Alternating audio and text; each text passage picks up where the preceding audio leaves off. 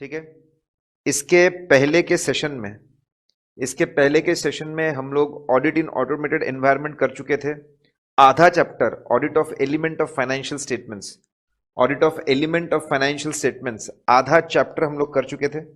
अब ये आधा चैप्टर है, चिंता मत करिए, किसी का मिस हुआ होगा कोई प्रॉब्लम नहीं है। नाउ इंटेंजिबल, ठीक है,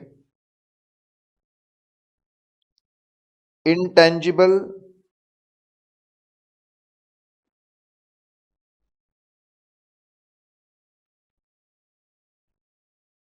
इंटेंजिबल एसेट एग्जिस्ट करते क्या? इंटेंजिबल एसेट का फिजिकल एग्जिस्टेंस तो नहीं रहता। इंटेंजिबल जो एसेट्स होते हैं, इंटेंजिबल एसेट्स, हम लोग पेज नंबर 33 पे है।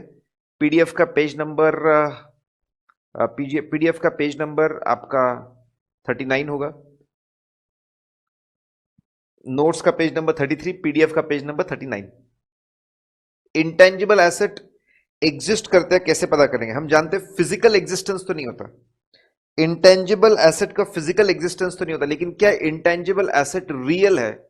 क्या ऐसा इंटेंजिबल एसेट सही में है? क्या रियल है? क्या एग्जिस्ट करता है क्या? या फिर कोई भी खर्चे को इंटेंजिबल के नाम पे डेबिट मार दिया? ये चेक करना है तो कैसे चेक करेंगे? मई 19 के मॉक टेस्ट पेपर, नवंबर 19 के आरटीपी, दो जगह ये पूछा हुआ है। क्या चेक करेंगे? बहुत आसान है। पहले इंटेंजिबल एसेट मतलब क्या? इंटेंजिबल एसेट मतलब ऐसा इंटेंजिबल एसेट मतलब ऐसा asset which is not having physical existence. Physical existence नहीं होता। ऐसा asset which is non monetary, जो asset fixed units of currency, fixed जिस एसेट में हमको फिक्स्ड यूनिट ऑफ करेंसी मिलती है, ठीक है, वो मॉनिटरी आइटम्स होते हैं। जैसे डेटर्स, डेटर भी एक राइट है, ठीक है, डेटर भी राइट टू रिकवर मनी है। डेटर नाम का एक पार्टी होती है, डेटर नाम की एक पार्टी होती है, बट वो भी एक राइट है, ठीक है, but that is a monetary item. Debtor is a monetary item. Monetary item मतलब fixed unit of currency, 5 lakh रुपए हमको मिलने वाले अभी टर्म्स के हिसाब से। आगे क्या होता है वो अलग बात है। टर्म्स के हिसाब से 5 लाख रुपए हमको मिलने वाले, $1 लाख हमको मिलने वाले, ठीक है। इंटेंजिबल एसेट क्या है? इंटेंजिबल एसेट एक नॉन मॉनिटरी एसेट है। नॉन मॉनिटरी एसेट है मतलब जितना दिखा है उतना ही बेनिफिट मिलेगा, जरूरी नहीं है। बेनिफिट कम भी मिल सकता है, ज्यादा भी मिल सकता है। It is a non monetary item, number 1, ठीक है, नॉन मॉनिटरी आइटम है वो। It's a non monetary item, non monetary item है, आइडेंटिफाइबल विदाउट फिजिकल सब्सटेंस। तीन बातें। इंटेंजिबल एसेट एक आइडेंटिफाइबल एसेट है। आइडेंटिफाई मतलब it is different from reputation and goodwill of the company, ठीक है। इट इज आइडेंटिफाइबल मतलब ऐसा एसेट है जो मैं बता सकता हूं कि यस, ये एक डिजाइन है, ये डिजाइन का अगर हम प्रोडक्ट बनाएंगे वो माल बिकेगा, उससे पैसा आएगा, उससे प्रॉफिट होगा। मैं एग्जैक्टली आइडेंटिफाई कर सकता हूं कि ये क्या चीज है, इससे क्या बेनिफिट फ्लो होगा। So intangible asset is an identifiable asset. We can clearly identify how it will be used, how money will be generated, how benefits we are going to get. ठीक है? It is different. It is different than the reputation and the goodwill of the company. Goodwill से हम पैसा कमाएंगे, एक ये बहुत ही general term है, वेक टर्म है। तो इंटेंजिबल एसेट एक ऐसा एसेट होता है जो आइडेंटिफाइबल होता है। मुझे पता है एग्जैक्टली मैं इस तरीके से पैसा कमाने वाला हूं। इट इज आइडेंटिफाइबल, ठीक है, नॉन मॉनिटरी। जितना लिखा है उससे पैसा कम भी हो सकता है, उससे पैसा कम भी हो सकता है और ज्यादा भी हो सकता है। It is identifiable, it is non monetary, इसका कोई फिजिकल सब्सटेंस नहीं होता। तो इंटेंजिबल एसेट किसी भी सीक्वेंस में ऐसा एसेट है जिसका कोई फिजिकल सब्सटेंस नहीं है, कोई फिजिकल इसका सब्सटेंस नहीं होता, नो फिजिकल सब्सटेंस, वैल्यू कम ज्यादा हो सकती है और ये क्लियरली आइडेंटिफाइबल होता है। एग्जिस्टेंस हम कैसे पता करेंगे? फिजिकल सब्सटेंस तो है नहीं, आसान है। देखिए, ठीक है, ये जो एसेट है फिक्स एसेट की डेफिनेशन में आता है, डेफिनेशन में या तो उसको यूज करके हम लोग गुड्स एंड सर्विस प्रोड्यूस कर सकते हैं, या तो उसको एडमिनिस्ट्रेटिव पर्पस के लिए यूज कर सकते हैं, या तो उसको रेंट पे दे सकते हैं। आप अगर ये इंटेंजिबल एसेट रियल है, अगर ये इंटेंजिबल एसेट रियल है, ठीक है, अगर हमको देखना है रियली एग्जिस्ट करता है, तो उसका कोई एक्टिव यूज होना चाहिए। या तो ये गुड्स एंड सर्विस प्रोड्यूस करने में हमारी मदद कर रहा है, ये कोई फॉर्मूला है, ये कोई डिजाइन है, ये कोई मेथोडोलॉजी है जिसको यूज करके हम लोग गुड्स प्रोड्यूस कर रहे हैं, जिसको यूज करके हम लोग सर्विसेज दे रहे हैं लोगों को, या फिर ये कोई सॉफ्टवेयर है जिससे हम लोग एडमिनिस्ट्रेशन मैनेज कर रहे हैं, हम लोग एम्प्लॉयज को मैनेज कर रहे हैं, हम लोग ऑफिस इक्विपमेंट्स को मैनेज कर रहे हैं, ऐसा कोई सॉफ्टवेयर है ये एडमिनिस्ट्रेटिव पर्पस के लिए, या फिर रेंट पे दे रहे हैं, ये कोई मूवी है हम लोगों को देखने के लिए रेंट पे दे रहे हैं। तीनों में से एक यूज होना चाहिए। अगर ये एग्जिस्ट करता है, तीनों में से एक यूज होना चाहिए। अगर इसका तीनों में से एक यूज है, मतलब इसका एक्टिव यूज है, इट एग्जिस्ट। अगर इसका एक्टिव यूज नहीं है, एक्टिव यूज नहीं है मतलब ये एक्टिव यूज नहीं है मतलब इस इंटेंजिबल या इंटेंजिबल एसेट डिस्कार्ड हो चुका है, यूजलेस हो चुका है, हमने इसको डिलीट कर देना चाहिए, हमने इसको डिलीट कर देना चाहिए, बुक्स ऑफ अकाउंट से बाहर कर देना चाहिए। ठीक है, okay. Now next is trade receivable और कंप्लायंस प्रोसीजर्स। ये क्या फंडा है सर? देखिए, डेटर्स की हम चेकिंग कर रहे हैं, डेटर्स की चेकिंग अगर हम लोग करेंगे तो डेटर्स में आधी आधी entries, in fact yes, half of the entries, sometimes more than half of the entries जो डेटर्स में आती है वो क्रेडिट सेल की एंट्री होती है। Debtors account debit to sales, debtors account debit to sales. अगर हमको ये चेक करना है, अगर हमको ये चेक करना है कि डेटर सही है, तो हमको श्योर होना पड़ेगा, हमको श्योर होना पड़ेगा, ये चेक करना पड़ेगा क्या क्रेडिट सेल की एंट्री सही है क्या, whether credit sale entry is appropriate. चलिए, तो हम लोगों ने जस्ट अभी इंटेंजिबल एसेट्स देखा। अब इंटेंजिबल मैं डिस्कस कर रहा था डेटर्स, डेटर्स में आधी एंट्री आती है सेल्स की, तो सेल्स क्रेडिट सेल्स की एंट्रीज बराबर हो रही है ना, क्रेडिट सेल्स का सिस्टम बराबर चल रहा है ना, ये चेक करना बहुत ज्यादा जरूरी हो जाता है। तो ये समझा रहे हैं कि डेटर्स एक इंपॉर्टेंट पार्ट है, करंट एसेट्स में आता है, इट्स इंपॉर्टेंट। आधी एंट्री क्रेडिट सेल से आती है, तो क्रेडिट सेल की एंट्री सही है कि नहीं वो हमको चेक करना जरूरी है। इसके लिए हम लोग को क्रेडिट सेल का सिस्टम, क्रेडिट सेल का सिस्टम हमको चेक करना पड़ेगा। कंप्लायंस प्रोसीजर्स मतलब ही होता है test of controls. Compliance procedures, compliance procedures मतलब ही होता है टेस्ट ऑफ कंट्रोल्स।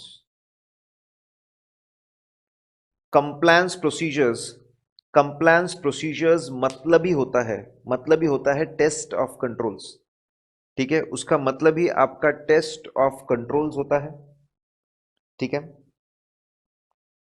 तो सब हमको देखना पड़ेगा सेल सिस्टम बराबर चल रहा है क्या। तो बहुत सिंपल, अब आपको इसमें सिंपल पहले सिंपल फ्लो है। जब सिस्टम सिस्टम बराबर है क्या, देखना चाहिए सिस्टम बराबर बनाया गया क्या, सिस्टम को बनाया गया क्या। सिस्टम में सेग्रीगेशन ऑफ ड्यूटी होना चाहिए, कोई भी इंपॉर्टेंट काम एक आदमी के हाथ में नहीं होना चाहिए। There should be segregation of duty, segregation of duty होना चाहिए। There should be segregation of duty, segregation of duty होना चाहिए, करेक्ट, सेग्रीगेशन ऑफ ड्यूटी होना चाहिए। हम लोगों ने हम लोगों ने हम लोगों ने ये देखना चाहिए, ठीक है, कि सेल्स में एडिक्वेट लोग इन्वॉल्व हो। कस्टमर ऑर्डर एक्सेप्ट करने वाला एक बंदा होना चाहिए, डिस्पैच डिलीवर दूसरा बंदा होना चाहिए, रिकॉर्डिंग करने वाला तीसरा बंदा होना चाहिए, कलेक्शन के लिए अगला बंदा होना चाहिए। तो सेग्रीगेशन ऑफ ड्यूटी होना चाहिए, पहली चीज, नंबर 1। फिर जब ऑर्डर आए, ठीक है, ऑर्डर आए मतलब स्टेप बाय स्टेप है। अभी पहले सिस्टम डिजाइनिंग, सिस्टम डिजाइनिंग में सेग्रीगेशन होना चाहिए। फिर सिस्टम में जब ऑर्डर आए तो ये जो सेल सिर्फ अप्रूव्ड कस्टमर, कोई भी बोलता है मुझे सेल, मुझे कोई भी बोलता है मुझे गुड्स चाहिए, हम उसको गुड्स भेज देंगे, ऐसा थोड़ी होगा। बड़े कंपनी ऐसा नहीं होगा, ठीक है, क्रेडिट सेल ऐसे किसी को भी नहीं होता, कहीं पर भी क्रेडिट सेल किसी को भी नहीं होता। क्रेडिट सेल सिर्फ अप्रूव्ड कस्टमर्स को होना चाहिए। पहले सिस्टम की डिजाइनिंग बराबर होनी चाहिए। क्रेडिट सेल सिर्फ अप्रूव्ड कस्टमर्स को होना चाहिए। सेल कब बुक होना चाहिए? बोनाफाइड, जब एक्चुअल गुड्स को डिलीवर हो चुके हैं तभी जाके डेटर्स बुक होने चाहिए। ठीक है, सारे सेल्स रिकॉर्ड होने चाहिए, एक भी सेल छूटना नहीं चाहिए, सब सीक्वेंस में होने चाहिए। सारे आपके कस्टमर ऑर्डर्स एक सीक्वेंस में रहने चाहिए, सारे के सारे रिकॉर्ड होने चाहिए, कुछ भी ना छूटे। प्रॉम्प्ट कलेक्शन, उसको याद दिलाना चाहिए, प्रॉम्प्ट कलेक्शन का तरीका होना चाहिए, उसको आप याद दिलाइए रेगुलर बेसिस पे।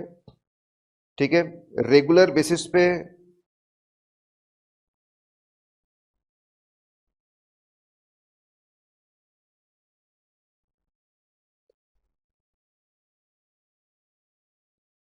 रेगुलर बेसिस पे ठीक है, रेगुलर बेसिस पे याद दिलाइए कलेक्शन।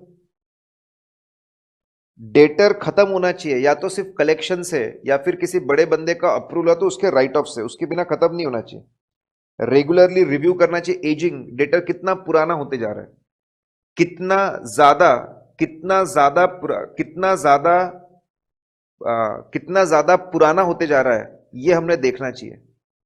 जितना ज्यादा पुराना होता उतना ज्यादा कि भाई क्यों रिकवरी नहीं हो रही, why recovery is not happening, वो चेक करना चाहिए। Reviewed, regularly reviewed and aged. अगर पुराना हो गया तो प्रोविजन होना चाहिए, करेक्ट। और प्रॉब्लम है तो उसका राइट ऑफ, ठीक है, राइट ऑफ होना चाहिए। इसके लिए पूरा सिस्टम में सेग्रीगेशन होना चाहिए। सिस्टम शुड एंश्योर कि पहले सेग्रीगेशन होना चाहिए, अप्रूव्ड बंदे कोई क्रेडिट सेल हो, बोनाफाइड सेल होने के बाद ही डेटर बुक होना चाहिए, डिलीवरी के बाद ही डेटर बुक होना चाहिए, सारे सेल्स बुक होने चाहिए, उनके बाद कलेक्शन होना चाहिए। ठीक है, जब तक कलेक्शन होना चाहिए, या तो फिर उसकी अकाउंटिंग एंट्री होनी चाहिए, या तो कलेक्शन की एंट्री तो राइट ऑफ की एंट्री। बस दो तरीके से डेटर खत्म हो सकता है। राइट ऑफ है तो अप्रूव्ड होना चाहिए। रेगुलरली उसको आप रिव्यू करिए, एजिंग रिव्यू करिए, नहीं मिल रहा तो प्रोविजनिंग, नहीं तो राइट ऑफ। अगर हमारा विश्वास हुआ क्रेडिट सेल अच्छा है, अगर हमारा विश्वास हुआ, अगर हमको विश्वास हुआ कि भाई साहब क्रेडिट सेल अच्छा है, क्रेडिट सेल अगर अच्छा है तब जाके हम मानेंगे क्रेडिट सेल अच्छा है कि डेटर्स की एंट्री सही होगी।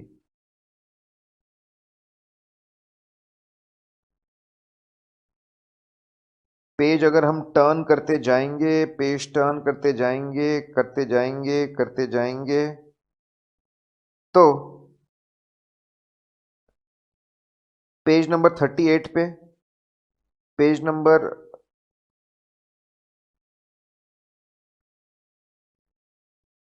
पेज नंबर 38 पे आपका है rent and fuel expenses, rent और फ्यूल एक्सपेंसेस। ठीक है, रेंट और फ्यूल एक्सपेंसेस। रेंट में सबसे इंपॉर्टेंट, सबसे इंपॉर्टेंट होता है रेंट अग्रीमेंट। अगर आप पेज नंबर 38, नोट्स का पेज नंबर 38 है, नोट्स का नोट्स का पेज नंबर 38 है, ठीक है, पेज नंबर 38 पे जाएंगे तो रेंटल एक्सपेंस कैसे चेक करेंगे? रेंटल एक्सपेंस सबसे पहले प्रॉपर्टी रेंट पे लेते तो agreement, that's the most important thing. Rent agreement, rent में रेंट अग्रीमेंट सबसे ज्यादा इंपॉर्टेंट चीज है। आपको अगर रेंट का एक्सपेंस चेक करना है, पहले रेंट का अग्रीमेंट ऑब्टेन करिए, ऑब्टेन रेंट अग्रीमेंट ऑब्टेन करिए, ठीक है। फिर उसको अच्छे से रीड के समझिए, रेंट का amount as per the agreement है ना, वो देखिए। फिर रेंट का अमाउंट एज पर अग्रीमेंट है ना, वो देखिए। वो देखने के बाद में अग्रीमेंट, अमाउंट मैच हो गया, अग्रीमेंट कंपनी के नाम पर ही है ना, एंड वेदर द एक्सपेंस पर in to premises use for running business only, ये भी देखना चाहिए। इनफैक्ट मैं तो बोलूंगा कि पहले रेंट अग्रीमेंट ऑब्टेन करिए, सबसे पहले दिख रही है कि रेंट अग्रीमेंट कंपनी के नाम पर ही है ना, कंपनी के नाम पर रेंट है ना, ठीक है। और ये जो प्रीमाइसेस है इसमें बिजनेस एक्टिविटी ही चल रही है, बिजनेस ऑपरेशन ही चल रहे हैं ना, ठीक है। अग्रीमेंट बना होगा तो अग्रीमेंट हमारे ना, अग्रीमेंट लीजिए, अग्रीमेंट हमारे नाम पे होना चाहिए। अग्रीमेंट बनने के बाद वहां पे जो बिजनेस एक्टिविटी ही चल रही है ना, वो चेक करना चाहिए। बिजनेस एक्टिविटी, रेंट का अमाउंट अग्रीमेंट से मैच होना चाहिए जो हम लोग पे कर रहे हैं। एस्कलेशन, एस्कलेशन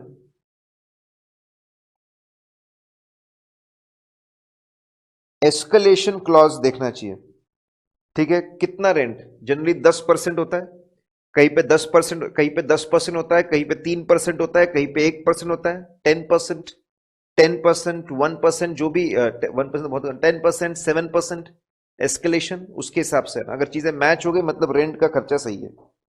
आप तो पहले ये टेस्ट ऑफ डिटेल्स, ठीक है, अग्रीमेंट से बहुत सारी चीजें चेक होगी। शेड्यूल, शेड्यूल लीजिए 12 महीने का, 12 महीने का आप शेड्यूल लीजिए कि भाई 12 के 12 महीने बराबर रेंट, 12 के 12 महीने शेड्यूल पूरा डिटेल ब्रेकअप, 12 के 12 महीने, 12 महीने का रेंट क्या है, ब्रेकअप कितना है, 12 महीने, हर महीने का रेंट और ब्रेकअप कौन सी प्रॉपर्टी के लिए, उसका डिटेल शेड्यूल लीजिए। ठीक है, देखिए कि हम लोग सभी प्रॉपर्टीज में, हम सभी प्रॉपर्टीज में 12 महीने का रेंट हम लोग पे कर रहे हैं ना। ठीक है, शेड्यूल ऑप्टेन करके देखिए, कहीं पे कम ज्यादा है तो क्यों है, कोई प्रॉपर्टी लेट ली, किसी को हमने छोड़ दिया, तो अग्रीमेंट से मैच करिए, लेट ली ना प्रॉपर्टी, छोड़ दिया हमने प्रॉपर्टी को, वहां से मैच करिए, उसकी अकाउंटिंग बराबर हो रही है। तो सबसे पहले अग्रीमेंट है, अग्रीमेंट को ऑप्टेन करिए, फिर उसके बाद में देखिए कंपनी के नाम पर ही है ना, फिर वो जगह पे बिजनेस के ऑपरेशन ही हो रहे ना, बिजनेस के ऑपरेशन ही वहां पे होने चाहिए, फिर रेंट का अमाउंट मैच होना चाहिए, एस्केलेशन क्लॉज सब मैच हो रहा है, बहुत बढ़िया। शेड्यूल ऑप्टेन किया आपने, डिटेल शेड्यूल ऑप्टेन किया है, मंथली रेंट सभी प्रॉपर्टीज का, देखिए पूरे 12 महीने का दिखना चाहिए, कम ज्यादा है तो क्यों है, रेंट अग्रीमेंट से चेक करिए, और अकाउंटिंग होनी चाहिए। इस पॉइंट क्लियर। अगर मैं और बोलना चाहूँ तो पहले तो मैं शेड्यूल ऑप्टेन कर लूंगा, शेड्यूल ऑप्टेन कर लो, दिख जाएगा कितनी प्रॉपर्टीज है, फिर जो बड़ी प्रॉपर्टीज है उसके मैं रेंट अग्रीमेंट चेक कर लूंगा, ठीक है, और फिर उसकी अकाउंटिंग बराबर हो रही है ना वो चेक कर लूंगा, टीडीएस, टीडीएस टीडीएस हमने डिडक्ट किया उसके हिसाब से। Power and fuel expenses, power and fuel expenses की अगर मैं बात करूंगा, पावर एंड फ्यूल एक्सपेंसेस, ठीक है, तो सबसे पहले तो मैं शेड्यूल ऑब्टेन करूंगा, मंथली, मंथली क्या खर्चा आ रहा है और क्या ब्रेकअप है वो देख लूंगा।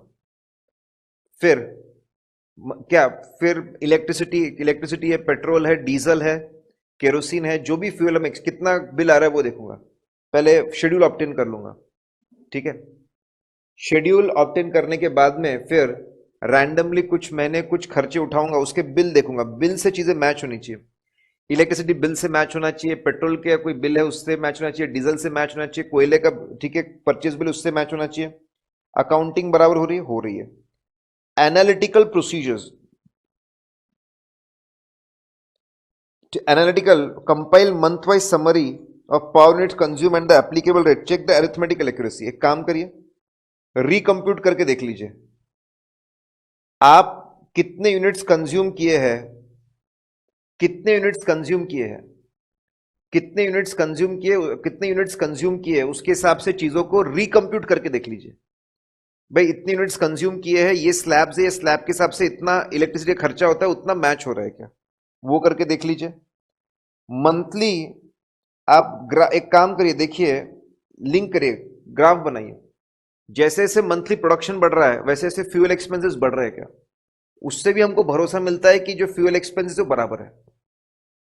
तो पहले शेड्यूल ऑब्टेन किया, फिर बिल से मैच किया, फिर अकाउंटिंग मैच की, फिर analytical procedures, ratios, percentage, graphs निकाल के चीजों को देखना, कंपेयर करना, तो रिकम्प्यूट करके देख लिया एनालिटिकल प्रोसीजर्स में कि हाँ भाई ये यूनिट से मैंने रिकम्प्यूट करके देखा मैच हो गया, इलेक्ट्रिसिटी के खर्चे का रिलेशन यूनिट से है तो यूनिट से मैंने कंप्यूट करके देखा मैच हो गया, फिर इसका और प्रोडक्शन से है तो प्रोडक्शन से उसको मैच कर लिया। Foreign travel expenses, foreign travel expenses कैसे चेक करेंगे, पेज नंबर 40, नोट्स का पेज नंबर 40 है, page number 40, question point 61, foreign travel expense, simple सा फ्लो यहां पे वापस। ठीक है, कोई बंदा अगर फॉरेन ट्रैवल पे गया होगा कोई बंदा फॉरेन ट्रैवल पे गया होगा, पहले उसने टूर प्रोग्राम, देखिए उसने टूर प्रोग्राम बनाया, वो ऑथराइज हुआ ना, टूर प्रोग्राम बराबर बनाया था ना कंपनी के फॉर्मेट में, फिर वो ऑथराइज हो गया ना, चलो ठीक है, तो बनाया ऑथराइज हो गया, उसको एक ही पॉइंट बना लो भाई, ऑथर बनाया ऑथराइज हो गया। फिर उसके बाद में आरबीआई से परमिशन, फॉरेन करेंसी ना आरबीआई से परमिशन लेनी पड़ती है, आरबीआई से परमिशन लेके फॉरेन करेंसी, फॉरेन आरबीआई से परमिशन ले लिए, फॉरेन करेंसी विड्रॉ कर लिए, डन, ठीक है, बड़े आसानी से होता है आजकल, तो कोई इतनी दिक्कत नहीं होती है। फिर बंदा फॉरेन टूर करके आ गया, फॉरेन टूर जो भी उसका बिजनेस था करके आ गया, वो अपनी travel travel tour report tour report tour report submit करेगा कि उसने कितना ट्रैवल किया और कितना खर्चा किया, ठीक है, पूरा उसमें पर्पस लिखा होगा कि टूर का पर्पस क्या था, क्या क्या चीजें पर्पस थी, क्या पर्पस था, एक रफ उसने कहाँ कहाँ पे ट्रैवल किया, वो होगा, चलिए डन। और उसमें अब डे वाइज जितने दिन उसने किया, डे वाइज खर्चे होंगे, खर्चे होंगे, खर्चे के डिटेल्स होंगे, और साथ में बिल लगाए होंगे, ठीक है, बिल लगाए होंगे, टिकट, एयर टिकट्स है, एयर टिकट्स होंगे, मैं सिर्फ डे वाइज बोल रहा हूँ, डे वाइज की जरूरत भी नहीं है, पूरे खर्चे होंगे, और खर्चे के साथ में बिल होंगे, यहाँ से ट्रैवल किया, यहाँ से टैक्सी का बिल, एयर टिकट का बिल, फिर टैक्सी, फिर होटल का बिल, फिर फूड एक्सपेंसेस, वहाँ पे कुछ कस्टमर से मिला, उनके लिए कुछ खर्चा किया, वो खर्चे, ठीक है, पूरे सपोर्टिंग डॉक्यूमेंट्स, पूरे सपोर्टिंग डॉक्यूमेंट्स है, बहुत आसान। पहले टूर प्रोग्राम बना, अप्रूव हुआ, आरबीआई से परमिशन लेके फॉरेन करेंसी लेके गए, फिर बंदा वापस आया, टूर रिपोर्ट दी, सब एक्सप्लेन किया, ट्रैवल अलाउंस के बिल्स सबमिट किए विथ कितने खर्चे थे, खर्चे के साथ में सपोर्टिंग डॉक्यूमेंट्स अटैच किए, सपोर्टिंग डॉक्यूमेंट्स पूरे अटैच किए। फिर कंपनी के रूल्स होते हैं कि कितनी चीजें अलाउ करेंगे, ठीक है, कितनी चीजें अलाउ करेंगे आपको, होटल कितना, होटल पर डे कितना अलाउ होता है, होटल का पर डे खर्चा कितना अलग होता है, फूड एक्सपेंसेस पर डे कितने अलग होते हैं, ठीक है, वो चेक करना इंटरनल रूल्स के हिसाब से कि कितने खर्चे अप्रूव होंगे, वो देखना पड़ेगा, अप्रूवल होता है। फिर उसकी अकाउंटिंग बराबर होगी, प्रॉपर हेडिंग में, travel tour, air tickets, travelling के अलग, लॉजिंग के अलग, खर्चे ब्रेक करके डेबिट करते जाएंगे।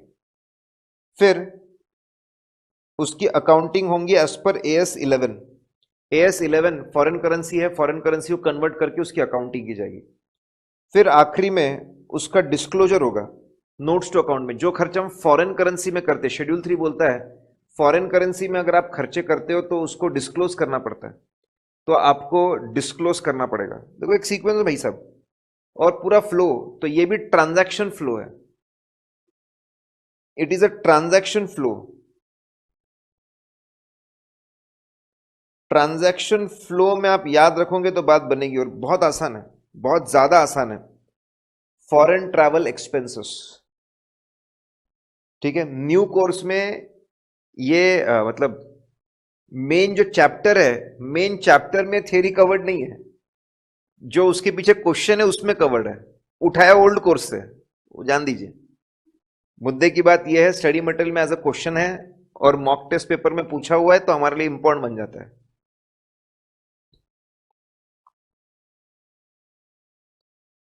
Good sales on approval, goods send on approval कैसे चेक करेंगे, आसान है, वापस transfer, goods send on approval, जब गुड्स अप्रूवल के लिए भेजते तो हमारा सेल नहीं होता, जब गुड्स अप्रूवल के लिए भेजते तो वो रियल सेल नहीं होता, that is not a real sale, तो आपको उसका मेमोरेंडम रिकॉर्ड रखना पड़ेगा, ठीक है, जब गुड्स,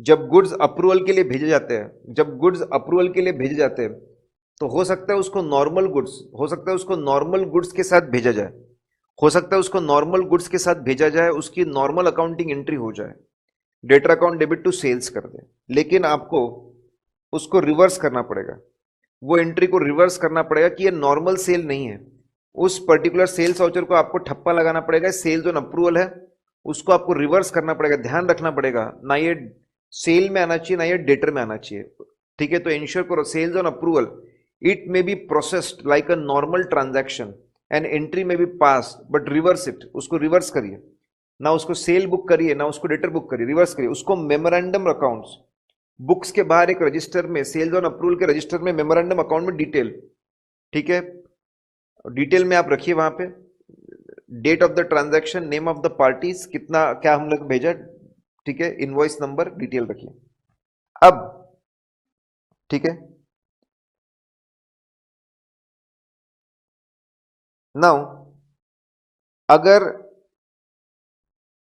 एक्सेप्टेंस आ जाता है पार्टी से, अगर पार्टी से एक्सेप्टेंस आ जाता है, ठीक है, अगर एक्सेप्टेंस, पार्टी से एक्सेप्टेंस आ जाता है तो फिर आप उसको मेमोरेंडम, अगर मेमोरेंडम रिकॉर्ड्स में देखना पड़ेगा कि उसका एक्सेप्टेंस आ गया क्या, एक्सेप्टेंस आ गया तो फिर उसको सेल बुक करेंगे, debtors account debit to sales, ठीक है।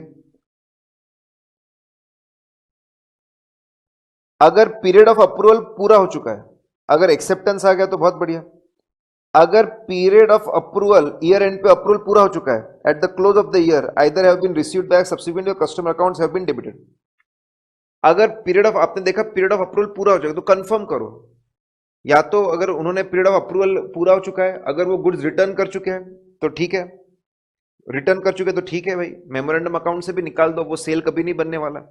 अगर रिटर्न आ चुका है, अगर रिटर्न नहीं आया है, फिर मतलब पीरियड ऑफ अप्रूवल खत्म हो गया, मतलब उसने सेल एक्सेप्ट कर लिया, उसकी एंट्री पास कर लो।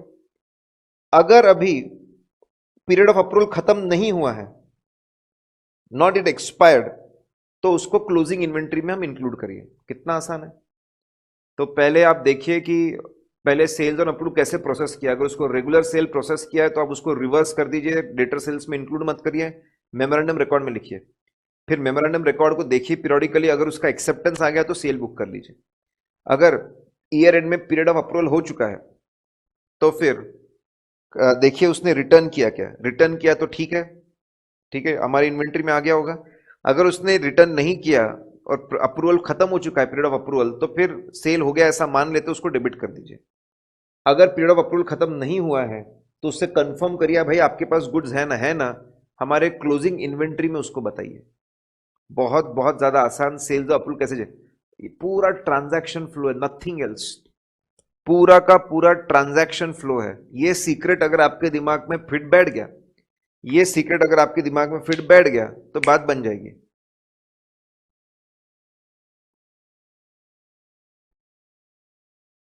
चलिए, दो चैप्टर हमने अभी देखे, audit of automated environment, audit audit of automated environment हम लोगों ने देखा, और ऑडिट ऑफ ऑटोमेटेड एनवायरनमेंट के, ऑडिट ऑफ ऑटोमेटेड एनवायरनमेंट के बाद हम लोगों ने audit of element of financial statements, audit of element of financial statements हम लोगों ने देखा, ठीक है। Now next is audit of cooperative society. Audit of cooperative society बहुत ही इंटरेस्टिंग सा क्वेश्चन था।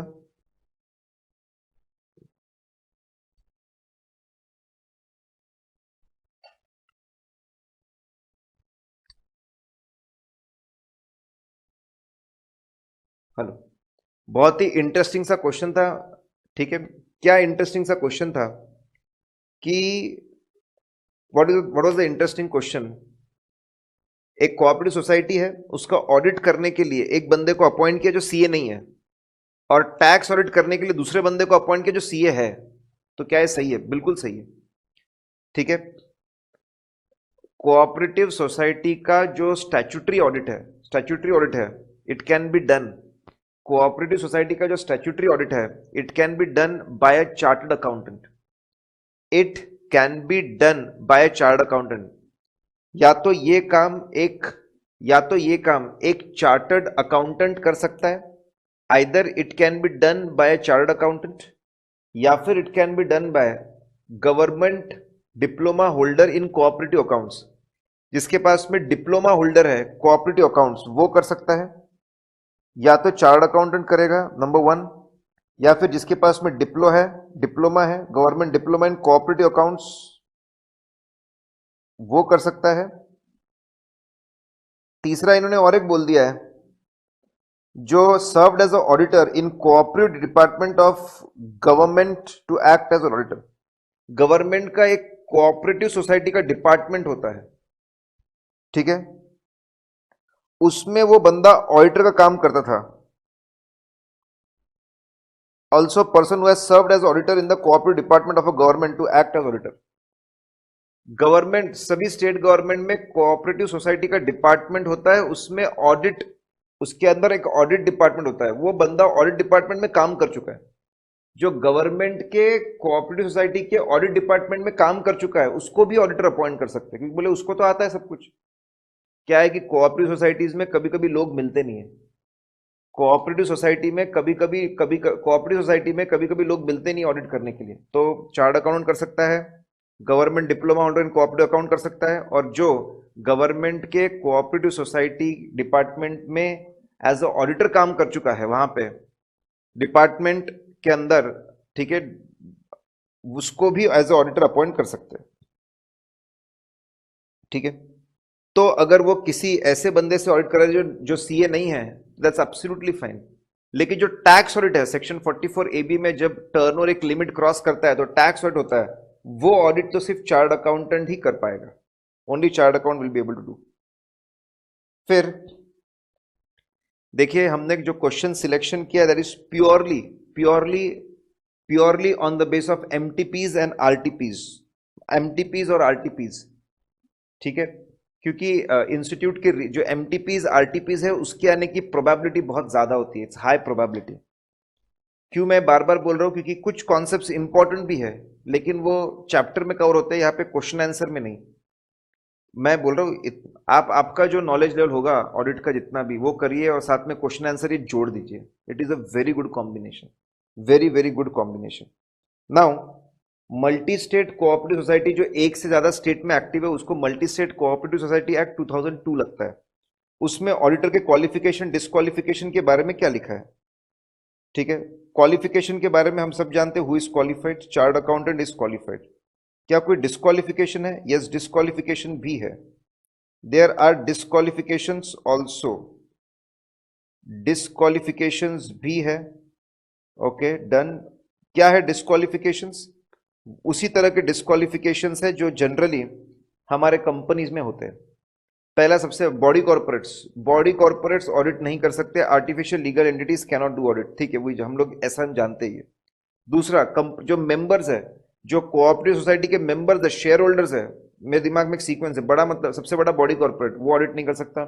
शेयर होल्डर खुद ऑडिट नहीं कर सकता, इंडिपेंडेंस इशू है। फिर कंपनी कोऑपरेटिव सोसाइटी में जो ऑफिसर है या एम्प्लॉय है वो ऑडिट नहीं कर सकते। फिर एम्प्लॉय ऑफ ऑफिसर और एम्प्लॉय, इनका कोई एम्प्लॉय है वो भी ऑडिट नहीं कर सकता। फिर जो बंदा इनडेटेड है, कोई चार्ट अकाउंटेंट के ऊपर डेट है, he is under financial obligation of cooperative society, audit नहीं कर सकता। उसने गारंटी दी है कोऑपरेटिव सोसाइटी को on behalf of third party, कि थर्ड पार्टी ने पैसे नहीं है तो मैं दूंगा, गारंटी दी है। या फिर उसने सिक्योरिटी दी है, थर्ड पार्टी से वसूली नहीं हुई, थर्ड पार्टी से अगर वसूली नहीं हुई तो मुझसे पैसे ले लेना, मेरी सिक्योरिटी को आप बेच देना। फॉर अमाउंट एक्सीडिंग, ये अमाउंट बहुत जोरदार है, अमाउंट एक्सीडिंग 1000, 2002 का, 2002 का लॉ है, बरसों पुराना लॉ है, आज से बरसों बरसों पुराना लॉ है, सालों सालों हो गए, इसलिए 1000 रुपए का अमाउंट है।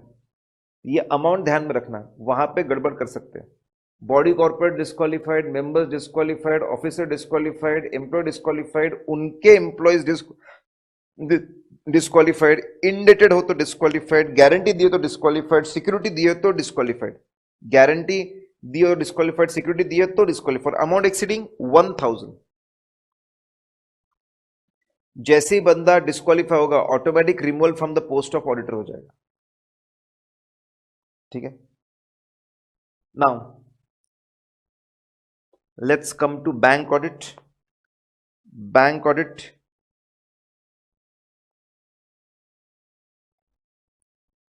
This is the last chapter. जैसे ही ये चैप्टर खत्म हो जाएगा, हमारा ये कोर्स भी खत्म हो जाएगा। ठीक है, हमने कोशिश की सभी चीजें, मैक्सिमम चीजों को कवर करने की और कम से कम समय में कवर करने की। ठीक है, चलिए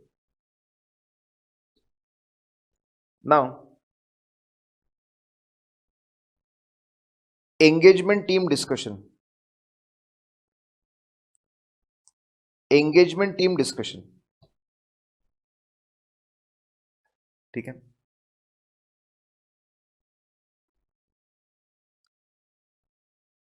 ऐसे तो ये जो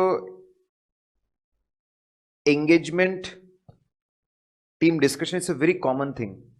ऑडिट की जो टीम होती है उसने रेगुलरली मिलकर लोगों ने ठीक है आपस में बातचीत करनी चाहिए, उसको बोलते हैं एंगेजमेंट टीम डिस्कशन, और ये बहुत अच्छी चीज है। It's really a good thing, it's a very good thing, engagement team discussion होना चाहिए। It's a very common thing, मतलब स्पेसिफिक बैंक में होना चाहिए ऐसा नहीं, कहीं पर भी एंगेजमेंट टीम डिस्कशन होना चाहिए। इट्स अ गुड थिंग, उसके ऊपर ही क्वेश्चन है, ठीक है। क्या बेनिफिट्स है एंगेजमेंट टीम डिस्कशन करेंगे तो क्या बेनिफिट्स है? एंगेजमेंट टीम जब डिस्कशन होते हैं, it provides opportunity to senior people. जो टीम के सीनियर पीपल है उनके पास अपॉर्चुनिटी होती है अपना ह्यूज एक्सपीरियंस, अपना नॉलेज, अपना पर्सपेक्टिव शेयर करने की। वो लोगों को बता सकते हैं कि ये बैंक में इनका मेन बिजनेस क्या है, मेन कहाँ पे लोग लोन बांटते हैं, मेन कहाँ से इनकी इंटरेस्ट की कमाई होती है, करेक्ट, इनका मेन खर्चा किस में होता है, कहाँ पे इनको लॉस होने के चांसेस है। बहुत जबरदस्त understanding seniors, it's a platform. Engagement team discussion is a opportunity जहां पे सीनियर्स अपना एक्सपीरियंस, अपना नॉलेज टीम मेंबर्स से शेयर कर सके। बाकी टीम मेंबर्स के पास में भी it is a opportunity to exchange their information. उनके पास में जो इंफॉर्मेशन को मिली है, उनको कुछ पता चला है बैंक के बारे में, उनको पता चला है कि बैंक्स किस तरीके से लोन बांटती है, कौन से एरिया में लोन बांटती है, कौन सी ब्रांचेस अग्रेसिव है, कौन से लोग बहुत अग्रेसिव है, कौन से लोग रूल्स तोड़ते हैं, रूल्स को नहीं मानते। बहुत सारी बातें उनको पता चली, वो शेयर कर सकते हैं, ठीक है। तो सीनियर्स के लिए अपॉर्चुनिटी है अपना नॉलेज एक्सपीरियंस शेयर करने के लिए। जूनियर्स, ठीक है, जूनियर्स जो जूनियर्स है, जूनियर्स के पास अपॉर्चुनिटी है, this is opportunity with juniors, कि ये जो जूनियर्स है, ठीक है, ये जूनियर्स अपना इंफॉर्मेशन एक्सचेंज कर सकते हैं। देन थर्ड,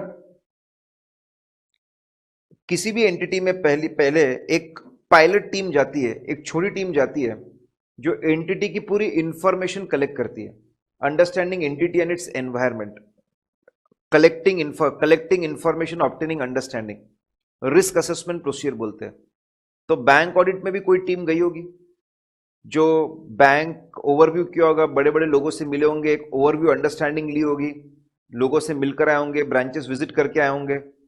तो ये एंगेजमेंट टीम डिस्कशन एक अपॉर्चुनिटी है कि जो टीम गई थी रिस्क असेसमेंट प्रोसीजर के लिए, कलेक्टिंग इंफॉर्मेशन, ऑब्टेनिंग अंडरस्टैंडिंग के लिए, उनको क्या जानकारी मिली, किस तरह की जानकारी मिली, वो इंफॉर्मेशन शेयर करेंगे सबके साथ में, किस तरह की जानकारी। तो effect of results of risk assessment procedure, तो बहुत बढ़िया, उससे जानकारी मिलेगी हमको, ठीक है।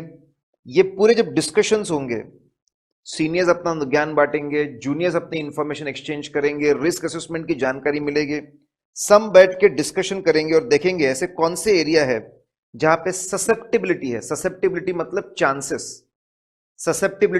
चांसेस, ऐसे कौन से एरिया जहां पे गलती होने के चांसेस, उसको निकालेंगे ढूंढ के। तो बोले बहुत, तो पहले आप बताइए एंगेजमेंट टीम डिस्कशन बहुत बढ़िया, क्या एडवांटेजेस है, फिर इसमें किस तरह के मैटर्स,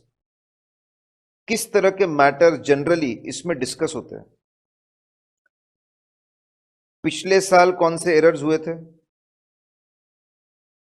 पिछले साल किस तरह की गलतियां हुई थी, पिछले साल इन्वेस्टमेंट वैल्यूएशन में गलती हुई थी, इस साल क्या लगता है कहां पे गड़बड़ से एनपीए प्रोविजनिंग में गड़बड़ हो सकती है, इस साल कोई फ्रॉड हो सकता है, फ्रॉड हो, किस तरह का फ्रॉड होने के चांस है। नॉन बैंकिंग एसेट्स होते हैं, जब कोई लोन डुबाता है तो उसकी प्रॉपर्टी लेके आते हैं, उसकी गाड़ी लेके आते हैं, उसको हम लोग नॉन बैंकिंग एसेट्स बोलते हैं। That is called as non banking asset, non banking asset उसको बोलते हैं हम लोग, करेक्ट। तो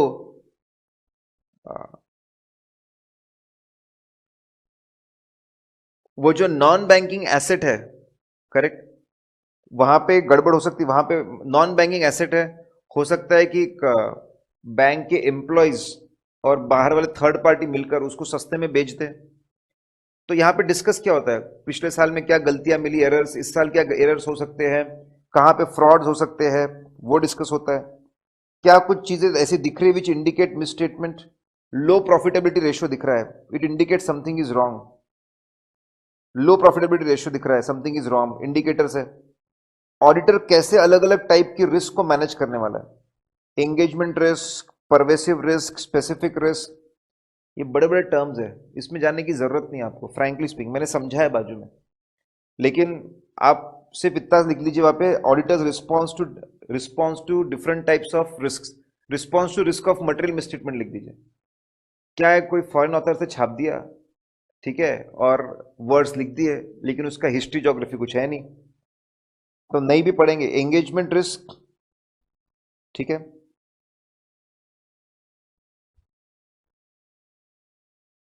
ये एज ए सेट आपको इसमें ज़्यादा पढ़ने की ज़रूरत नहीं है, उसका मतलब मैंने दिया हुआ है, no need to go in detail. यहाँ पे सिर्फ आप इसको रिप्लेस कर सकते हो, रिस्क ऑफ मटेरियल मिसस्टेटमेंट। कहाँ पे प्रोफेशनल स्केप्टिज्म दिखाना पड़ेगा, ठीक है, बहुत ही सिंपल सा। पिछले साल की बात की, पिछले साल के एरर्स, करंट ईयर के एरर्स, करंट ईयर के फ्रॉड्स, 2 पॉइंट्स एरर के हैं, 2 पॉइंट्स एरर के हैं, 2 पॉइंट्स फ्रॉड के हैं, ठीक है, 2 पॉइंट्स रिस्पॉन्स, ऑल्टर रिस्पॉन्स और प्रोफेशनल स्केप्टिज्म, कहां पे अलर्ट रहेगा, ठीक है, कहां पे अलर्ट रहेंगे, ये बातें डिस्कस होती है एंगेजमेंट टीम डिस्कशन के अंदर, ये बातों का चर्चा होती है, डिस्कशंस होते हैं। अब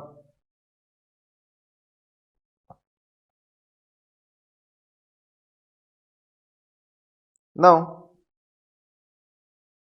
नोट्स का पेज नंबर 51, आरटीपी में क्वेश्चन था audit of advances, audit of advances करके क्वेश्चन है, ऑडिट ऑफ एडवांसेस करके क्वेश्चन है। फिर क्वेश्चन है, ठीक है, audit of advances, appropriateness, NPA, classic provisioning,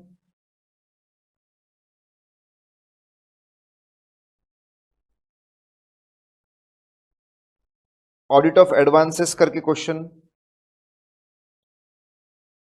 फिर तो ऑडिट अलग अलग देखो, ऑडिट ऑफ एडवांसेस एक क्वेश्चन है, इंटरनल कंट्रोल्स ऑफ एडवांसेस एक क्वेश्चन है, long form audit report, long form audit report एक ऑडिट रिपोर्ट होती है जो खास खास एक ऐसी रिपोर्ट होती है जो बोर्ड ऑफ डायरेक्टर्स को दी जाती है, फिर वो पूरे बैंक के सारे सारे रिपोर्ट्स मर्ज करके आरबीआई को भेजते हैं। कम बैंक के इंटरनल फंक्शनिंग पे होता है, बैंक की जो इंटरनल फंक्शनिंग है वो कितनी स्ट्रांग है, कितनी स्ट्रांग है, उसके लिए long form audit report, LFR, long form audit report होती है। और ये जो लॉन्ग फॉर्म ऑडिट रिपोर्ट होती है ये आरबीआई को जाती है, तो उसमें भी एडवांसेस के ऊपर कमेंट करना पड़ता है। 3 बड़े बड़े क्वेश्चन है, मैंने देखा कि इस क्वेश्चन के मैक्सिमम पॉइंट सेम है, मैक्सिमम पॉइंट इसके सेम है, इसको 3 बार पढ़ाओ, मैक्सिमम पॉइंट सेम है, उसको डिफरेंशिएट करना मुश्किल है, तो मैंने क्या किया, कंबाइंड आंसर बनाया, एक कंबाइंड आंसर बनाया, एक कंबाइंड आंसर बनाया। ऑडिट ऑफ एडवांसेस आया, यही लिखना है, audit of internal control system on advances, यही लिखना है, long form audit report with respect to advances, यही लिखना है। यही एक सॉल्यूशन है, एक ही आंसर आपको लिखना है, ओनली वन आंसर, एक ही आंसर लिखना है सब जगह पे। पेज नंबर 54 है, पेज नंबर 54 दिया हुआ है, ठीक है, दिस पेज नंबर 54, इसके ऊपर ये कंबाइंड आंसर है और एक फ्लो में है, ठीक है, देखिए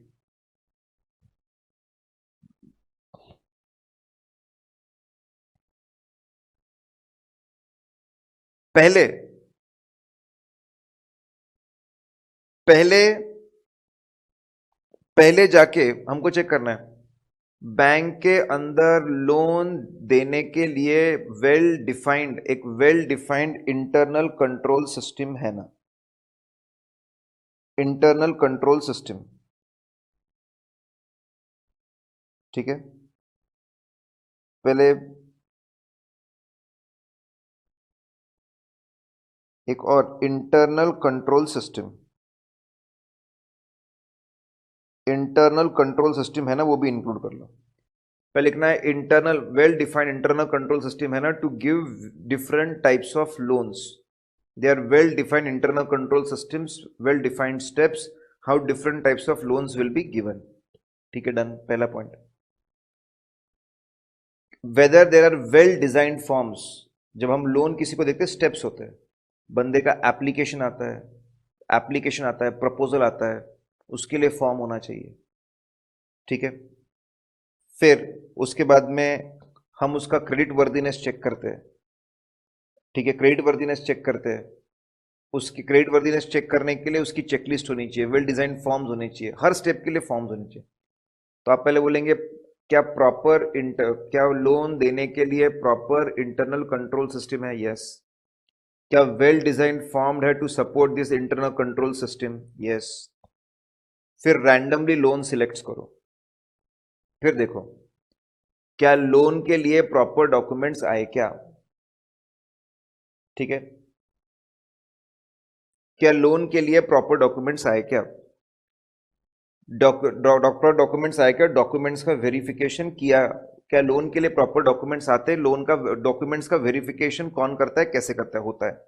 बहुत बढ़िया, once again proper internal control system है, यस। फिर वेल डिजाइन फॉर्म में सपोर्ट करने के लिए, यस। लोन्स के लिए प्रॉपर डॉक्यूमेंट्स मंगाए जाते हैं, यस। उसका वेरिफिकेशन होता है, यस। फिर उसके बाद में क्या क्रेडिट वर्दीनेस, क्या क्रेडिट मतलब लोन, क्या उसको लोन देना चाहिए, उसका क्रेडिट वर्दीनेस चेक होता है क्या, उसी का मतलब होता है लोन रीपेमेंट कैपेसिटी, क्या उसका क्रेडिट वर्दीनेस चेक होता है क्या, यस। क्या उसका लोन रीपेमेंट कैपेसिटी, उसका लोन रीपेमेंट कैपेसिटी चेक होता है क्या, बोले यस, उसका लोन रीपेमेंट कैपेसिटी चेक होता है, डन, वेरी गुड। फिर लोन रीपेमेंट कैपेसिटी चेक करने के बाद में उससे सिक्योरिटी लेते ना, सिक्योरिटी ली जाती है ना, whether security is taken, immovable property है। पहले सिक्योरिटी में इमूवेबल प्रॉपर्टी के बारे में सोचो। इमूवेबल प्रॉपर्टी, क्या उसका एग्जिस्टेंस, क्या उसका इमूवेबल प्रॉपर्टी का एग्जिस्टेंस चेक करते हैं कि वो सही में एग्जिस्ट करती है, विजिट करके एग्जिस्टेंस चेक होता है क्या। फिर लीगल, क्या सही में लीगल राइट्स, लीगली वही ओनर है ना, वो चेक करते हैं, एग्जिस्टेंस चेक होता है क्या, लीगल ओनरशिप चेक होती है क्या, उसका वैल्यूएशन चेक होता है क्या, यस, होता है, वेरी गुड। वैल्यूएशन चेक होने के बाद में क्या ओनरशिप बैंक के नाम पर ट्रांसफर होती है क्या, सिक्योरिटी की बैंक के नाम पर ट्रांसफर होने के लिए रेडी है क्या बंदा, ट्रांसफर होती है क्या जनरली, या फिर उसके ओरिजिनल डॉक्यूमेंट्स बैंक को मिलते हैं क्या, करेक्ट। ये पूरा इमूवेबल प्रॉपर्टी के बारे में डिस्कशन, इमूवेबल प्रॉपर्टी है, उसका एग्जिस्टेंस है, उसका एग्जिस्ट करता है ना, लीगल राइट्स है ना, वैल्यूएशन है ना, हमारे नाम पे ट्रांसफर, बैंक के नाम पे ट्रांसफर होगा ना, या फिर कम से कम ओरिजिनल डॉक्यूमेंट्स मिलेंगे ना। कोऑपरेटिव बैंक्स में ट्रांसफर होता है, बाकी बैंक्स में सिर्फ ओरिजिनल डॉक्यूमेंट्स मिलते हैं, दिए जाते हैं। इमूवेबल प्रॉपर्टी के बाद, ठीक है, फिर इमूवेबल प्रॉपर्टी है, इमूवेबल प्रॉपर्टी के बाद में आप मूवेबल प्रॉपर्टी अगर आते हैं, जैसे गुड्स मिलते हैं, तो गुड्स मिले, तो गुड्स जितने मिले, गुड्स जब रिसीव, जैसे गुड्स मिले एज अ प्लेज, गुड्स का स्टेटमेंट आता है, स्टेटमेंट से गुड्स चेक किए ना, डिस्क्रिप्शन मैच होता है ना, क्वांटिटी मैच होती है, क्वालिटी मैच होती है, डिस्क्रिप्शन से चेक किया गया ना, वेरी गुड। ठीक है, अगर गुड्स उनके पास ही है, फ्रीक्वेंटली चेक करना चाहिए, फ्रीक्वेंट चेक करना चाहिए कि गुड्स सही में है ना आपके पास। सरप्राइज चेक भी कर सकते हैं कि सही में उसके पास में गुड्स है ना, surprise check can be there at the time of receipt, at the time of receipt उसको चेक कर सकते हैं, at the time of receipt check कर सकते हैं, फिर उसके बाद फ्रीक्वेंटली चेक कर सकते हैं, सरप्राइज चेक कर सकते हैं। इंक्रीज डिक्रीज, गुड जब इंक्रीज डिक्रीज होते हैं हमारे पास, देखो दो चीजें, गुड्स या तो हमारे पास रहेंगे, उसके पास रहेंगे। अगर गुड्स हमारे पास है तो लेते वक्त हमने रिसीव करके चेक करके लिया था ना, इंक्रीज डिक्रीज बराबर रिकॉर्ड कर रहे हैं ना। उसके पास में अगर गुड्स है, ठीक है, तो देते वक्त गुड्स देख कर आए हम लोग, गुड्स है, रेगुलरली उसके स्टेटमेंट्स आ रहे हैं ना, वो हमको इंक्रीज डिक्रीज की इंफॉर्मेशन दे रहा है ना, वो रहेगा। फिर उसके बाद में, ठीक है, वो जो गुड्स रहते हैं, गुड्स के बेसिस पे ड्राइंग पावर निकलती है, डन। अब सिक्योरिटी आ गई, मार्जिन डिडक्ट किया ना, पूरे अमाउंट का लोन थोड़ी थे, सफिशिएंट मार्जिन डिडक्ट किया गया ना, उसके बाद एक सीनियर बंदे ने, जिसके पास में अथॉरिटी है, उस बंदे ने लोन को ऑथराइज किया ना, authorization will be done. Authorization terms and conditions भी बताई जाएगी, क्या लोन जिस पर्पस के लिए, फिर लोन डिसबर्स हुआ ना, जिस पर्पस के लिए था, घर खरीदने के लिए तो घर खरीदा ना, गाड़ी के लिए तो गाड़ी खरीदी ना, घर के लिए, गाड़ी के लिए, वर्किंग कैपिटल, जिस पर्पस के लिए था बराबर उसके लिए लोन दिया गया ना, करेक्ट। रेगुलरली उसकी रिकवरी हो रही है ना। देखो एक फ्लो है, पहले इंटरनल कंट्रोल सिस्टम होना चाहिए, इंटरनल, पहले इंटरनल कंट्रोल सिस्टम होना चाहिए, इंटरनल कंट्रोल सिस्टम के बाद में उसको सपोर्ट करने के लिए वेल डिजाइन डॉक्यूमेंट्स होने चाहिए, ठीक है, वेल डिजाइन डॉक्यूमेंट्स है, वेल डिजाइन डॉक्यूमेंट्स के बाद, वेल डिजाइन डॉक्यूमेंट्स होने चाहिए, ठीक है, correct. Documents, well design documents के बाद में डॉक्यूमेंट्स वेरिफिकेशन हो गया, देन उसका क्रेडिट वर्दीनेस चेक होना चाहिए, credit worthiness, repayment capacity, security, immovable property के बारे में बात करो पहले, ठीक है, उसके एग्जिस्टेंस, ओनरशिप, वैल्यूएशन के बारे में बात करो, ट्रांसफर के बारे में बात करो, फिर मूवेबल पे के बारे में बात करो, मूवेबल अगर हमको मिला तो रिसीट के बारे में बात करो, ठीक है, उसका हिसाब रखना पड़ेगा रेगुलर इंक्रीज डिक्रीज का, उसके बारे में बात करो। अगर उसके पास ही गुड्स है, ठीक है, तो जाके चेक करना पड़ेगा, उसके बारे में बात करो, सरप्राइज चेक करना पड़ेगा, उसके बारे में बात करो। फिर मार्जिन, सिक्योरिटी मिल गई है, मार्जिन डिडक्ट हुई क्या, मार्जिन डिडक्शन के बारे में बात करो, सही बंदे ने लोन ऑथराइज किया ना, उसके बारे में बात करो। ऑथराइजेशन के बाद में प्रॉपर, ऑथराइजेशन के बाद में अग्रीमेंट बनाना, अग्रीमेंट के बाद में बराबर डिसबर्स किया गया ना, डिसबर्समेंट हुआ ना, उसके बारे में बात करो, सही पर्पस के लिए यूज किया ना, डन। अब ये पूरा प्रोसेस है, यही तरीका है, यही तरीका है ये लंबे चौड़े क्वेश्चन के आंसर को याद करने का।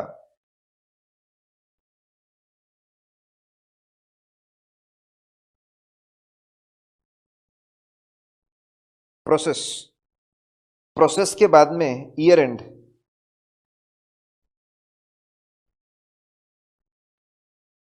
प्रोसेस के बाद में year end, no loan should be omitted, कोई भी लोन छूटना नहीं चाहिए, कोई भी लोन छूटना नहीं चाहिए, जितने भी लोन हमने दिए हैं, जितने हमारे सब्सिडी, ठीक है, जितने भी लोन दिए सारे के सारे कवर होने चाहिए। फाइनेंस लीज भी एक लोन होता है, कोई भी लोन छूटना नहीं चाहिए, सारे लोन कवर होने चाहिए, all the loans should be covered.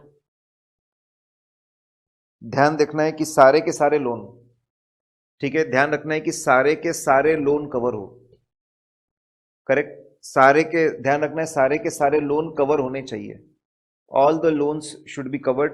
Finance lease, कोई भी लोन छूटना नहीं चाहिए। आखिरी में जो लोन अमाउंट है should be due to us, consortium loan हो सकते हैं, अलग अलग तरह के लोन हो सकते हैं, वही लोन अमाउंट दिख रहे हैं जो हमको ड्यू है, रिकॉर्ड से मैच होना चाहिए, कोई भी लोन ना छूटे, जो हमको ड्यू वही दिखे, रिकॉर्ड से मैच होना चाहिए, जो लोन का लेजर होता है, सब लेजर, बैलेंस शीट का अमाउंट, वो सब लेजर से मैच होना चाहिए, मैच हो गया सब, ठीक है, सब बराबर है। रेगुलरली लोन आखिरी में ऑपरेशंस रिव्यू करते रहो, रेगुलर पैसा मिल रहा है ना उसमें, अगर लग रहा है रेगुलर ऑपरेशंस नहीं है, गड़बड़ है, तो शायद एनपीए ऑपरेशंस नहीं है, पेमेंट नहीं मिल रहा, प्रोविजन बना पड़े, एडिक्वेट प्रोविजन बनाना चाहिए। आखिरी में प्रेजेंटेशन में सिक्योर्ड अनसिक्योर्ड सही बताना चाहिए, एनालिटिकल प्रोसीजर्स करनी चाहिए। प्रोसेस की बात की, ईयर एंड की बात की, दो बातें, इसमें बहुत सारे पॉइंट्स कवर्ड है। अगर इंटरनल कंट्रोल ऑफ एडवांसेस, तो सिस्टम है ना, सिस्टम है ना, सिस्टम ऑपरेटिंग इफेक्टिवली, उसके हिसाब से बात करना, हर चीज का सिस्टम है ना। ऑडिट की बात है तो हर चीज को चेक करने की बात करना, एलएफआर में तो हर चीज को भी वापस चेक करने की बात करना, ठीक है। ये एक चीज आप, लार्ज एडवांसेस, पेज नंबर 52 पे हूं मैं, पीडी, ठीक है, नोट्स का पेज नंबर 52 पे हूं, वहां पे what constitute large advances,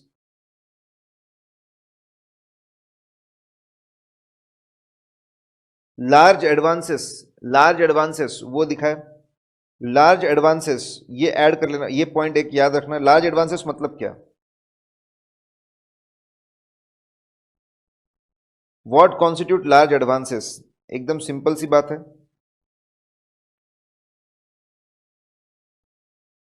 2 crores और 5% of aggregate whichever is less. What is large advances?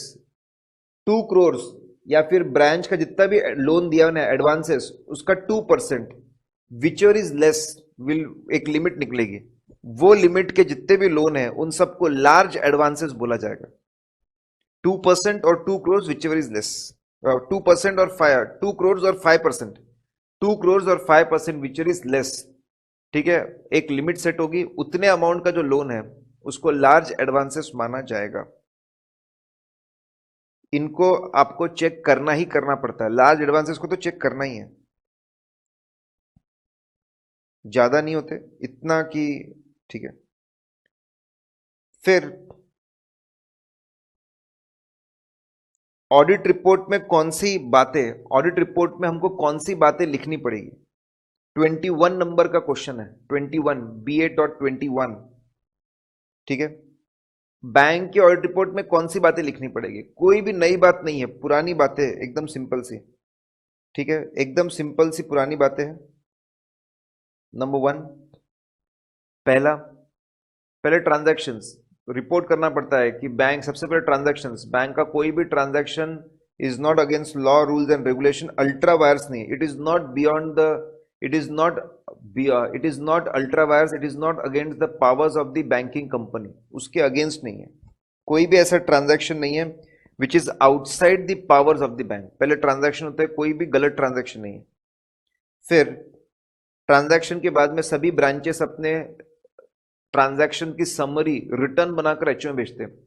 Adequate returns आए हैं, एडिक्वेट रिटर्न्स आए हैं जिसके बेसिस पे अकाउंट्स में कंसोलिडेशन हुआ है और जिसके बेसिस पे ऑडिट हुआ है. Adequate returns details information branches से आए हैं.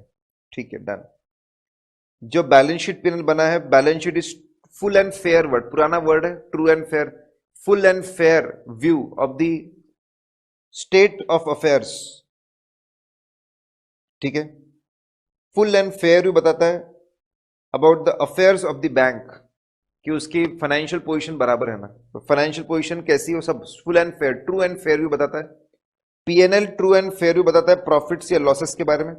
और ये सारे कमेंट करने के लिए we have obtain sufficient information explanation, बराबर हमने ऑब्टेन किया.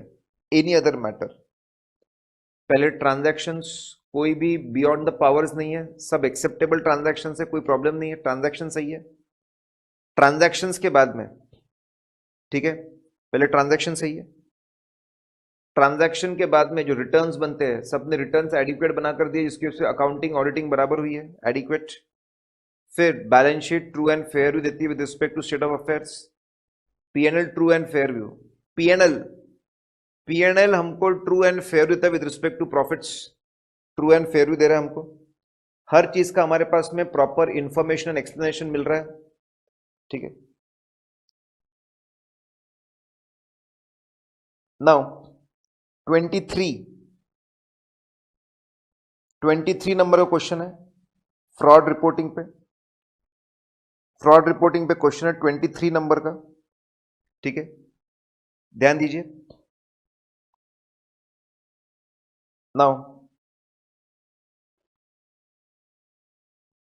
अब ये सिंपल सा फ्रॉड रिपोर्टिंग के बारे में, तो आरबीआई ने बहुत सोच समझ के उनके कमिटी, आरबीआई की कमिटी बैठी थी, committee on legal aspects of bank frauds.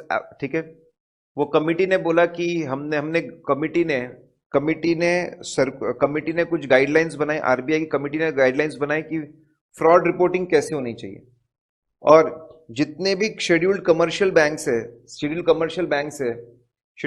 Bank सबके ऑडिटर्स को लगेगा, वहां पे जितने भी अकाउंटिंग और ऑडिटिंग प्रोफेशन के लोग काम कर रहे हैं सबको लगेगा. आरबीआई ने कमिटी बिठाई कि फ्रॉड, ठीक है, जितने फ्रॉड्स, बैंक्स में जो फ्रॉड्स होते हैं उससे कैसे डील, बैंक में जो फ्रॉड्स होते हैं उससे कैसे डील करना चाहिए, उसके लिए कमिटी बैठाई. कमिटी ने बोला कि जितने भी लोग अकाउंट्स और ऑडिट डिपार्टमेंट में काम कर रहे हैं, बेसिकली चार्ट अकाउंटेंट्स, अगर उनको कहीं पर भी फ्रॉड के बारे में पता चलता है, ठीक है, एक्सटर्नल ऑडिट, इंटरनल ऑडिट, कुछ भी करते वक्त, तो उन्होंने ये बात आरबीआई तक पहुंचानी चाहिए. अगर वो नहीं करेंगे तो उनको पनिश किया जाएगा. तो बेसिक एक पहले जनरल बात है, फ्रॉड रिपोर्टिंग के ऊपर है। तो पहले आरबीआई ने बोला हुआ है, आरबीआई ने अपनी कमेटी बिठाई है, कमेटी में रिसर्च किया और उसके अल्टीमेटली उन्होंने बोला कि सभी अकाउंटिंग और ऑडिटिंग के प्रोफेशन के लोग जो बैंक में external audit, statutory audit, internal audit, ठीक है, ऑडिट्स के काम कर रहे हैं, उनको अगर फ्रॉड के बारे में पता चलता है तो उनकी जिम्मेदारी है कि ये आरबीआई तक इंफॉर्मेशन पहुंचाए। अगर नहीं करेंगे तो उनको पनिश किया जाएगा। इसके लिए बाकायदा, ठीक है, आरबीआई का एक सर्कुलर है जो सीए फाइनल में पढ़ा जाता है, बाकायदा सर्कुलर है, उसको फॉलो करके रिपोर्टिंग करनी पड़ती है। अलग अलग वैल्यू के फ्रॉड्स होते हैं, उसके लिए अलग अलग तरह की रिपोर्टिंग करनी पड़ती है। नाउ अब तो रिपोर्टिंग में यस, पहले आरबीआई के सर्कुलर्स है जो बोलते हैं आरबीआई को रिपोर्टिंग। तो अगर बैंक्स में फ्रॉड होता है, statutory auditors, internal auditors, concurrent auditors, इनको किसी को भी पता चलता है तो उन्होंने ये बात आरबीआई को बतानी चाहिए। तो फ्रॉड रिपोर्टिंग में पहले तो आरबीआई को रिपोर्टिंग होनी चाहिए। स्टैंडर्ड्स ऑन ऑडिटिंग में क्या लिखा है? स्टैंडर्ड्स ऑन ऑडिटिंग में लिखा हुआ है, ठीक है, आप यू कैन ब्रीच कॉन्फिडेंशियलिटी, बिंदास आप कॉन्फिडेंशियलिटी को ब्रीच कर सकते हैं if it is required by law और परमिटेड बाय क्लाइंट। तो ऐसे 250 के अंदर लिखा हुआ है कि अगर लॉ आपको बोलता है कॉन्फिडेंशियलिटी ब्रीच करके कोई बात बताने को तो आप बिल्कुल कर सकते हो।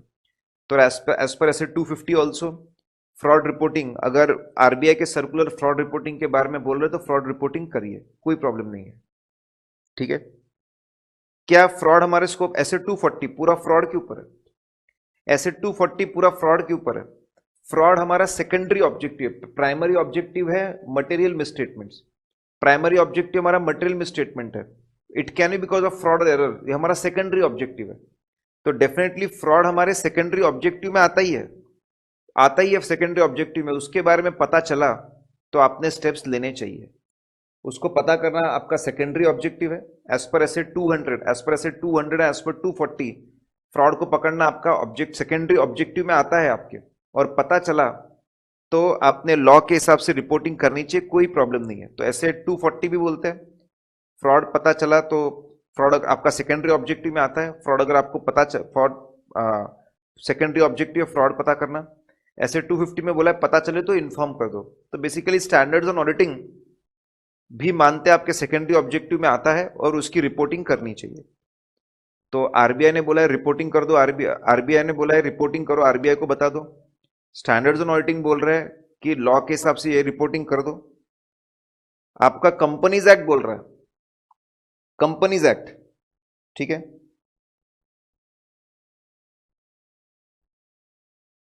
कंपनी एक्ट में सेक्शन 143(12) है, कंपनी एक्ट में सेक्शन 143(12) है, वो भी बोलता है कि अगर फ्रॉड आपको पता चलता है, फ्रॉड के बारे में पता चलता है तो उसकी रिपोर्टिंग कर डालो। 1 करोड़ तक के फ्रॉड है, लेस देन 1 करोड़ है तो audit committee, board of directors, ज्यादा है तो सेंट्रल गवर्नमेंट तक जाइए, वहां पर ही बोला रिपोर्टिंग करने के लिए, ठीक है। तो फ्रॉड रिपोर्टिंग आरबीआई को भी होगी, स्टैंडर्ड्स ऑन ऑडिटिंग भी, आरबीआई के सर्कुलर भी बोलते रिपोर्टिंग होगी, स्टैंडर्ड्स ऑन ऑडिटिंग भी सपोर्ट करते हैं, लॉ भी सपोर्ट करता है, ठीक है, लॉ भी सपोर्ट करता है, तीनों के हिसाब से रिपोर्टिंग होनी चाहिए। लेकिन ध्यान रखें, सारे जितने फ्रॉड्स नोटिस्ड और रिपोर्टेड, हर ट्रांजैक्शन चेक करके उसमें से ढूंढ ढूंढ के सारे फ्रॉड निकालेंगे, सारे रिपोर्ट करेंगे, ऐसा नहीं है। ऑडिट करने के दौरान जितने फ्रॉड हमको पता चलेंगे, हमारा काम होता है ओवरऑल सिस्टम को चेक करना, सैंपलिंग बेस पे चीजों को चेक करना, ठीक है। जितने फ्रॉड हमको पता चलेंगे उतने बताएंगे, सारे फ्रॉड बताने, जितने फ्रॉड हमको पता चले उतने बताएंगे, ठीक है। तो हम लोगों ने बैंक ऑडिट भी खत्म किया, we are through with bank audit also. तो बहुत लंबी चौड़ी चीजें हम लोगों ने कवर की है, we are covered lot of things. कैसे पढ़ना चाहिए वो सुन लीजिए, ठीक है। आपने जैसे लॉकडाउन खत्म होता, अगर आपके पास में अच्छा कोई डिवाइस है सॉफ्ट कॉपी पढ़ने के लिए तो बहुत बढ़िया, बहुत अच्छा। अगर कोई आपके पास डिवाइस है, आपके पास में कोई टैबलेट है, अगर आपके पास में कोई टैबलेट है, मार्किंग वार्किंग कर सकते हैं, टैबलेट है, कोई पीसी स्क्रीन लैपटॉप है जिसके ऊपर आप ये नोट्स पढ़ सकते हैं, बहुत बढ़िया। नहीं तो पहला जैसे ही लॉकडाउन खत्म हो इसका प्रिंट ले लेना। जितने क्वेश्चंस मैंने करवाए जितने क्वेश्चंस मैंने करवाए, जितनी मार्किंग करके रखी है, उतने क्वेश्चंस कर लो पहले। आपका पहला टारगेट होना चाहिए उतने क्वेश्चंस कर लेना, पूरे पूरे उतने क्वेश्चंस कर लो। फिर आपके जो नोट्स, आपके कोई भी बुक होगी, आपके नोट्स होंगे, उसमें से जो चीजें वो कवर कर, जो आपने इंपॉर्टेंट मार्क करके रखी है वो कर लो। ठीक है, इसको, ये क्वेश्चंस को एक बार रिवाइज कर लो। आपकी जो पहले से पढ़ाई हो रखी है उसको एक बार रिवाइज करो, जितनी हो रखी है, जैसी हो रखी है। और अगर आपको और पढ़ाई करनी है, क्वेश्चंस ऐड करते जाओ, क्वेश्चंस ऐड करते जाओ। कैसे क्वेश्चंस ऐड करते जाना? ठीक है, अगर आपको और क्वेश्चंस ऐड करना है तो ऐसा लेके चलना कि मैं, ठीक है, दो दो क्वेश्चन सबके ऐड करने हैं, दो दो क्वेश्चन सबके ऐड करने हैं। अब दो दो क्वेश्चन कैसे ऐड करना? आप देख रहे हो कि भाई कोई रीसेंट रीसेंट एमटीपी आरटीपी का क्वेश्चन है, स्टडी मटेरियल का क्वेश्चन है, रीसेंट एमटीपी आरटीपी क्वेश्चन है, स्टडी मटेरियल क्वेश्चन है। ठीक है, मार्क किया हुआ नहीं लग रहा है, उसको मार्क करके उसको भी कवर कर लो। ऐसे दो दो क्वेश्चन ऐड करना। वो दो दो पूरे खत्म हो गए, समय बचा तो और दो दो क्वेश्चन ऐड करेंगे। नहीं बचा, जितना हुआ उसमें बढ़िया उसको करना। कोई भी डाउट आया आपको, कोई भी डाउट आए तो auditguru.in डिस्कशन पॉइंट एरिया है, डिस्कशन पॉइंट एरिया है, वो डिस्कशन पॉइंट एरिया पे आप मुझसे सारे के सारे आपके डाउट्स क्लियर करवा सकते हैं। ठीक है, मुझे बहुत मजा आया आप लोगों को पढ़ाने में। ये मेरे लिए, ठीक है, मुझे बहुत ज़्यादा मज़ा आया पढ़ाने में। आई होप आपको पढ़ने में भी मज़ा आया। और ये जो एक हमने नई चीज़ की, ऑनलाइन लेक्चर लिया, मोबाइल पे लाइव किया, आपको इसका बहुत फ़ायदा हो, आपको इसका फ़ायदा हो। ठीक है, आपको अच्छा खासा इसका फ़ायदा हो, यू फिल नॉलेज आपको मिले। आई होप इसमें से बहुत सारे क्वेश्चंस आए, बहुत अच्छे आप आंसर्स दिखे, and you go to finals, और फाइनल में हम लोग मिले, फिर ऑडिट में अच्छा हम लोग कुछ काम करें। ठीक है, तो यहाँ पे बैच को हम लोग ख़त्म करते हैं, विल फिनिश ऑफ। करेक्ट, दिख रहा है मुझे, बच्चे लाइव है, पढ़ रहे हैं अभी तक, बहुत बढ़िया।